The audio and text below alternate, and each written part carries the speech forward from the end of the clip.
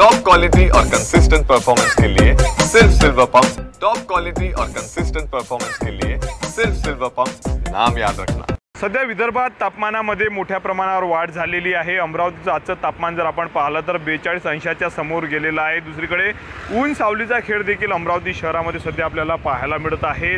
दरवर्षीच्या तुलनेत यावर्षी जर आपण पाहिलं तर तापमान जे आहे ते उन्हाळा मोठ्या प्रमाणावर तापत आहे। अशातच अनेकदा जर आपण पाहिलं तर ढगाळ वातावरणाचा अंदाज हवामान खात्याच्या वतीनं वर्तवला जात आहे। तशाच पद्धतीनं आज सकाळपासून कडक ऊन आहे, परंतु ऊन सावलीचा खेळ अमरावतीमध्ये सुरू आहे असं म्हणायला हरकत नाही। कारण ढगाळ वातावरणाबरोबर ऊन आहे, परंतु रगरगत्या उन्हामुळे मात्र अमरावतीकर घराबाहेर पडण्यास नकार देत असल्याचं आपल्याला पाहायला मिळत आहे। कारण कडाक्याचं ऊन सध्या अमरावतीमध्ये आहे।